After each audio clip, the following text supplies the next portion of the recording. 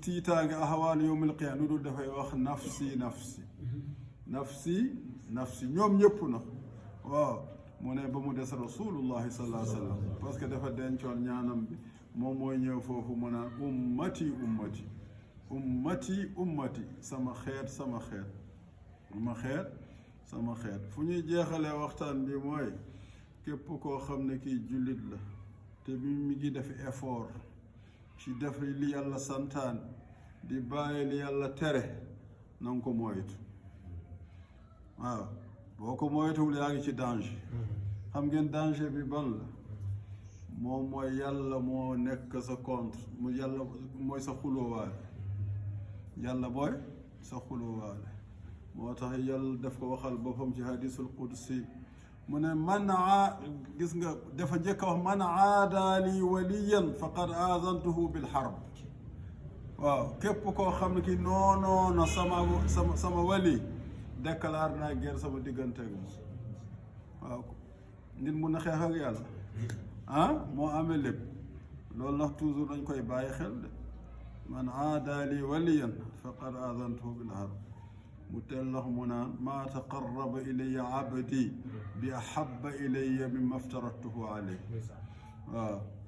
mu ne sama jaam bu buggee dabu sama bànneex man yàlla subhanahu wa taala du ko mun a am lu dul mu jaar ci li nga xam ne nee naa ko lii dama koo farataal sa kaw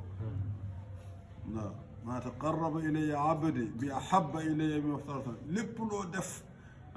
fekk du li la yàlla wax ne lii faratal dawal leen seen xel ci julli farata julli dawal leen seen xel ci koor farata koor kooru farata dawal leen seen xel ci asaka kon nekkate farata asaka li nga wul ak yeneen sarax dawal leen ko ci xajj ba kii comme ça mu ne nax waaye farata yi ngeen gis mu ne laa yazaalu abdi yataqarrabu ilayya bin nawaafil xatta uhibba am na ñu bëri seen foofu la ñu daanu ci déggin xadis bi ku bugg def kii bi na dem ci suruux yi nga xam ne moom la boroom xam-xam yi leeralee waxu yonante bi te mu nekk xadisul qudsi yàlla moo ko waxal boppam yonante bi sallallahu alayhi wa sallam jàllale wax bi firi waaye dafa am quran am xadisul qudsi am al xadisul nabawi waaw pour ñu mun leen ko leeral foofu la ñuy yemal tey waxtaan bi balaa parce que lu am solo la jullit bu nekk dafa war a leer ci xelam mooy xaddi quran wax bi mooy kaddu yi terme yi aaya yi dégg nga di ak sens bi yëpp ci yàlla jóge quran waxu yàlla 100% dara dugg ci comme ça kitaabun laa yatihi albatilu min bayni yadayhi wala min xalfi tanzilun min xakimin xamid ni ko yàlla wax fale ci surat Fussilat gis nga kanta al xadisul qudsi yi ñuy wax xadisul qudsi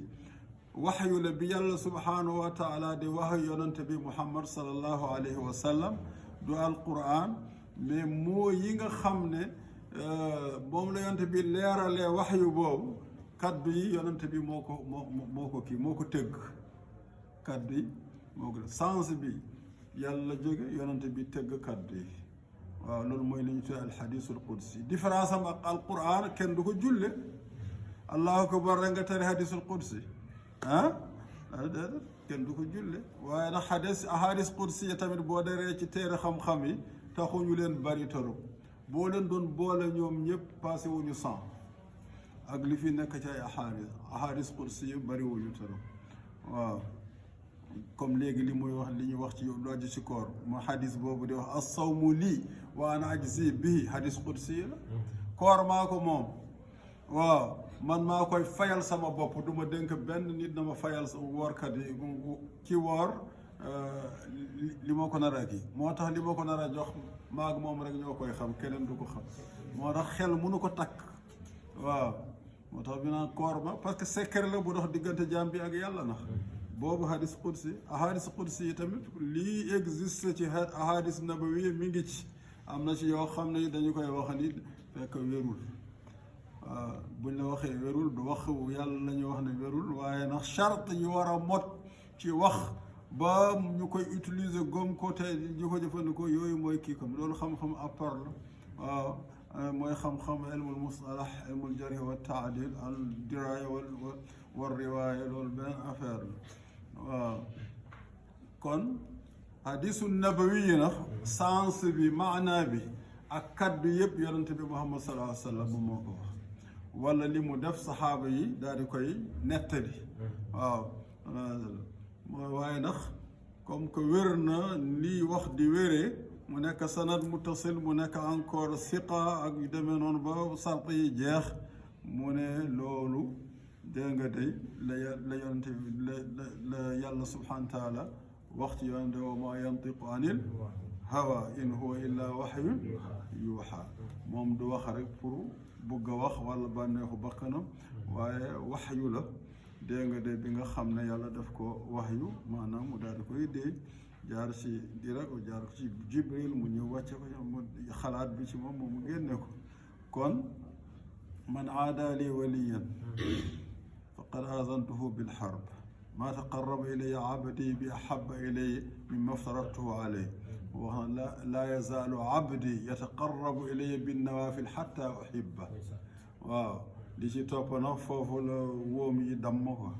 ñenn ñi dañuy firi hadis boobu naan di nga jaamu yàlla après ngay naafila ba nga soppali ko yàlla quoi soppali ko yàlla la ilaha illallah